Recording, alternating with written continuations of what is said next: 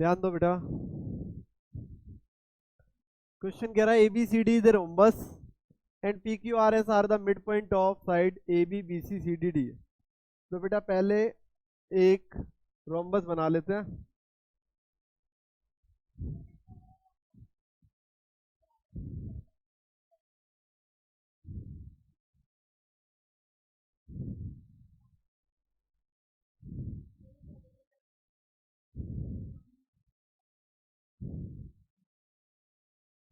बेटा ये एक रोम्बस है और क्वेश्चन कह रहा है कि इसके मिड पॉइंट बनाने हैं आपने।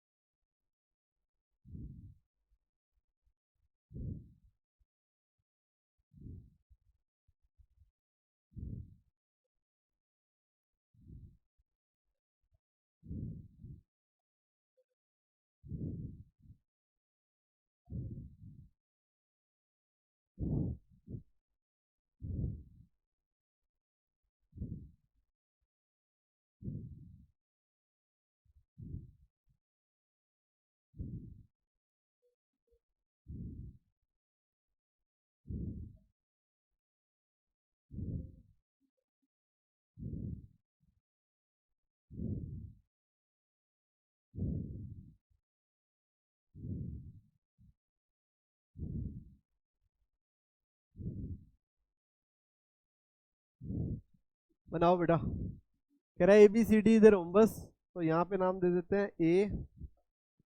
ABCD।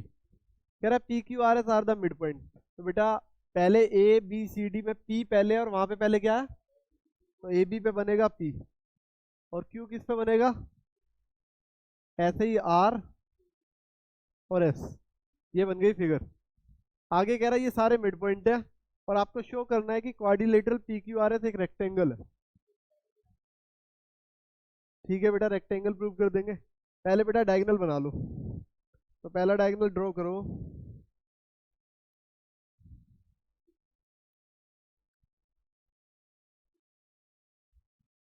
AC,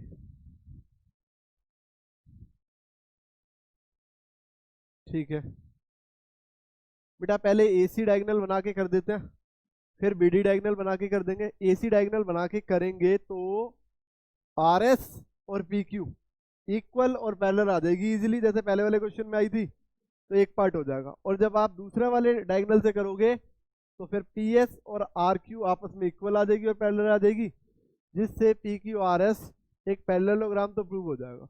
लेकिन कोई भी पैरेललोग्राम रेक्टेंगल कब बनता है बेटा, पहले तो सारे पैरेललोग्राम बनते हैं। रेक्टेंगल कब बनेगा, जब आप PQRS में 90 बना दोगे तो ये रेक्टेंगल प्रूव हो जाएगा।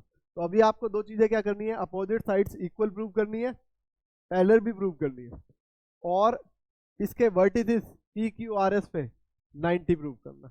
और अगर आपने एक 90 निकाल लिया तो आप पैरेललोग्राम तो प्रूव कर ही चुके थे। तो अगर R 90 हो गया तो फिर P भी क्या हो जाएगा, 90। S 90 हो गया तो Q भी क्या हो जाएगा, क्योंकि opposite angle of parallelogram are equal. ठीक है, चलो स्टार्ट करते हैं।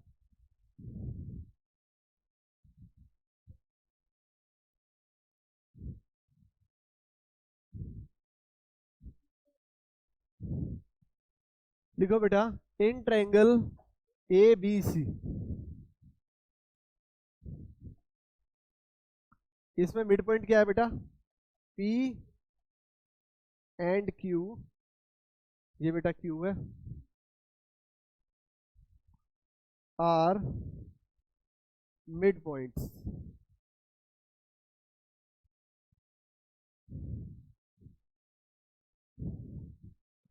और अगर P और Q मिड पॉइंट्स हैं तो इसका मतलब PQ equal to half of AC और PQ पैरेलल AC। इन दोनों का रीजन क्या हो जाएगा, बाय मिड पॉइंट थ्योरम।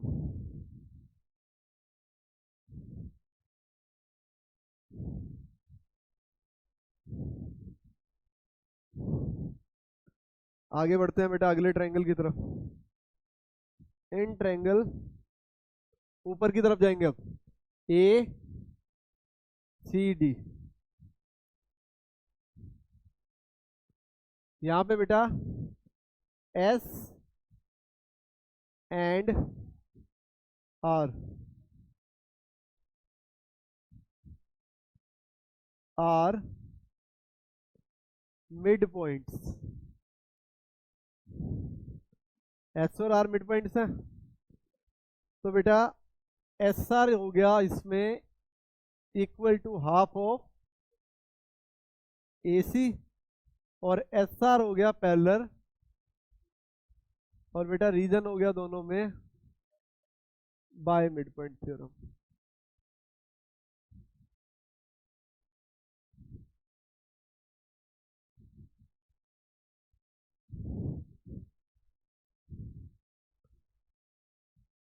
अब बेटा अगर P Q parallel A C के था और A C parallel S R के है, तो बेटा इसे फर्स्ट और सेकंड इक्वेशन मानना। First equation, second equation, by using equation first and second,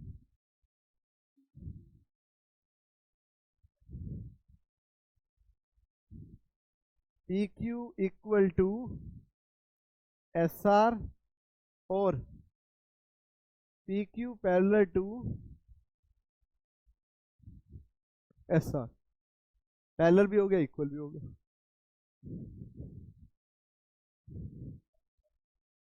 बेटा यहां तक हमने क्या किया था, फर्स्ट और सेकंड इक्वेशन का यूज करके पी क्यू को इक्वल किया था एस आर के और पी क्यू को पैरेलल किया था एस आर के। अब दूसरा पार्ट कर रहे हैं बेटा, दूसरा डायगोनल बनाया हमने बी डी, और दूसरा डायगोनल बी डी बनाने के बाद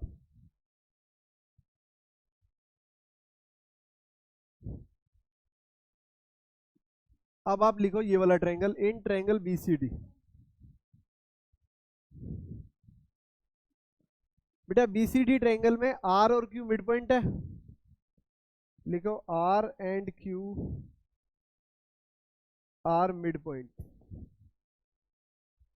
और बेटा अगर ये मिड पॉइंट है तो फिर आर क्यू पैरेलल हो गया डीबी के, और साथ साथ आर क्यू हाफ हो गया डीबी के, और बेटा दोनों में रीजन क्या है, बाय मिड पॉइंट थ्योरम।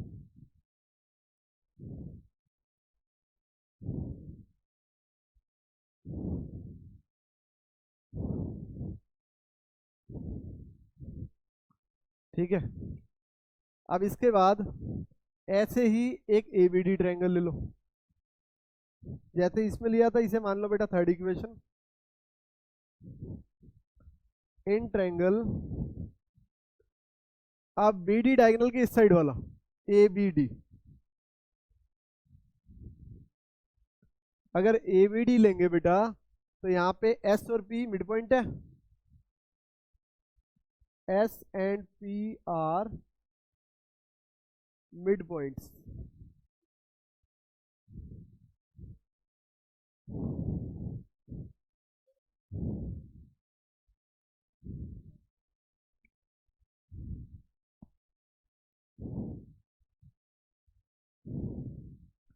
बेटा एस और पी मिड पॉइंट है, तो बेटा इसका मतलब ये हो गया कि एस पी पैरेलल है बी डी के, और एस पी हाफ है बी डी के, और रीजन हो गया बाय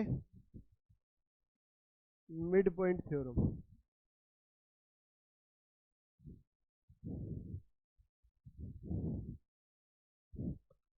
और इसे मान लो इक्वेशन फोर्थ।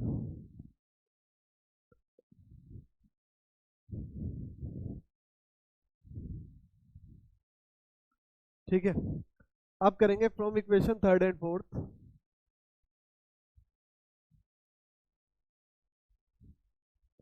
बेटा थर्ड फोर्थ का इक्वेशन का यूज करोगे तो अब आर क्यू एस पी के इक्वल हो गया,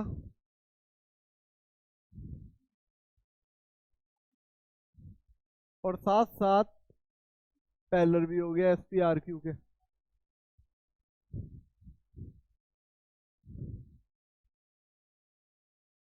बेटा एक बार फिर से ध्यान देना क्या किया हमने अभी तक। पहले हमने ट्रायंगल ए बी डायगोनल को ए बी डायगोनल पे फोकस किया। ए बी डायगोनल को टारगेट करते हुए नीचे वाला ट्रायंगल लिया ए बी सी में पी और क्यू मिड पॉइंट थे, और मिड पॉइंट थ्योरम ये कहते हैं कि पी क्यू पैरेलल होगा ए सी के, और साथ साथ पी क्यू हाफ होगा ए सी के। यहाँ तक क्लियर, पैरेलल और हाफ। फिर हमने बेटा अगला ट्रायंगल टारगेट किया, कौन सा, ये वाला।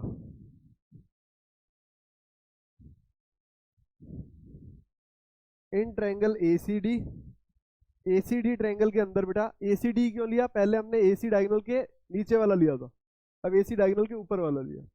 तो बेटा ए सी डी ट्रायंगल में एस और आर मिड पॉइंट है, और अगर एस आर मिड पॉइंट है तो एस आर हाफ हो गया ए सी का, और एस आर पैरेलल हो गया ए सी के। बेटा थोड़ी देर पहले हमने बोला ए सी पी क्यू के पैरेलल है, और अब बोल रहे हैं ए सी एस आर के पैरेलल है। इसका मतलब ये दोनों आपस में भी पैरेलल होगी। हमने थोड़ी देर पहले बोला पी क्यू हाफ ए सी के इक्वल है, और हाफ ए सी भी एस आर के इक्वल है, तो फिर पी क्यू और एस आर इक्वल भी हो गए। तो बेटा पैरेलल और इक्वल हो चुके हैं इस ए सी डायगोनल वाले ट्रायंगल।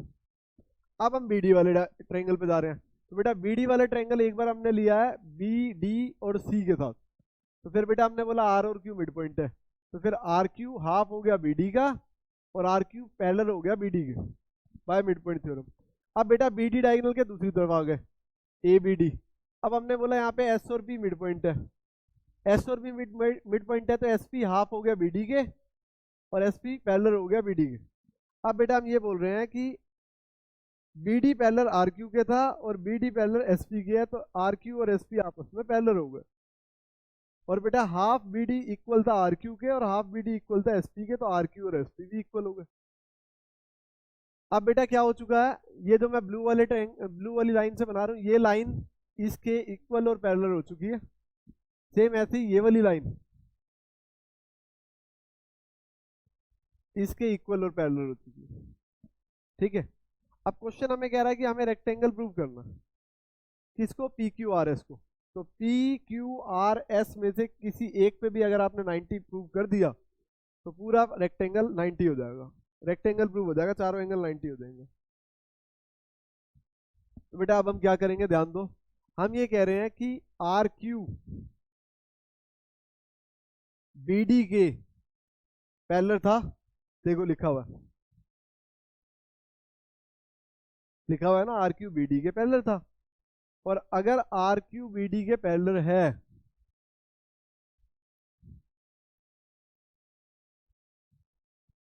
तो इसकी छोटी साइड, आर क्यू की छोटी साइड आर एम, और बेटा बी डी की छोटी साइड इसी के बराबर की देखो ओ एन, आपस में कैसी होगी, पैरेलल। ऐसी बेटा दूसरी साइड आ जाओ। आपने बोला था एस आर पैरेलल है ए सी के, ये बोला हुआ है बेटा, एस आर पैरेलल है ए सी के, ये देखो, तो ये लिख रहे हैं। तो बेटा एस आर का छोटा पार्ट आर एन, और ए सी का छोटा पार्ट ओ एम, आपस में पैरेलल हो गए। ठीक है, ये हो गए।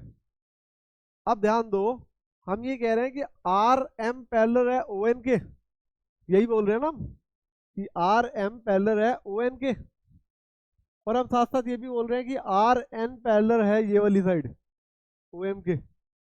और बेटा अगर इसकी अपोजिट साइड्स इक्वल और पैरेलल हैं, पैरेलल तो है ही, अगर अपोजिट साइड पैरेलल आ गई तो इसका मतलब ये क्या हो गया, ओ एन आर एम, पूरा नाम O N R M is a parallelogram.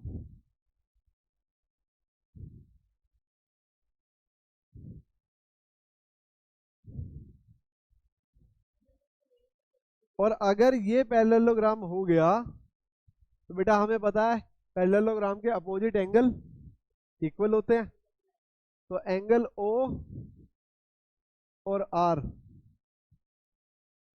Opposite angle of parallelogram.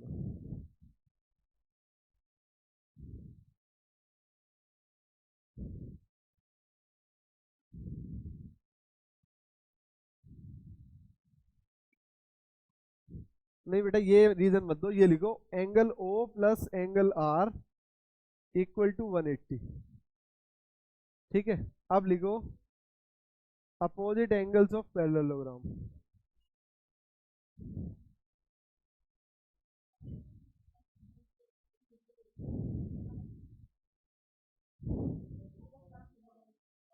बेटा सम 180 होता। बेटा एंगल ओ कितना है, रीजन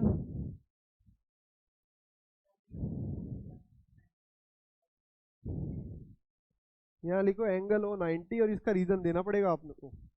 यहाँ आप लिखोगे diagonal of rhombus intersect at 90।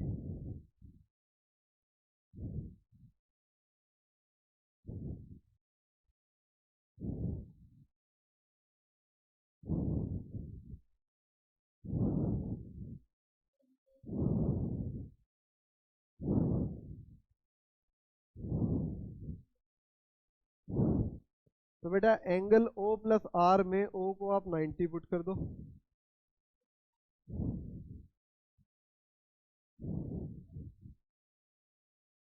Angle are की वैल्यू आ गई 90। और बेटा अगर आपने कोई भी एक एंगल 90 प्रूव कर दिया तो फिर इसका मतलब सारे ऐसे ही 90 हो जाएंगे। तो आप लिख लो P Q R S is rectangle.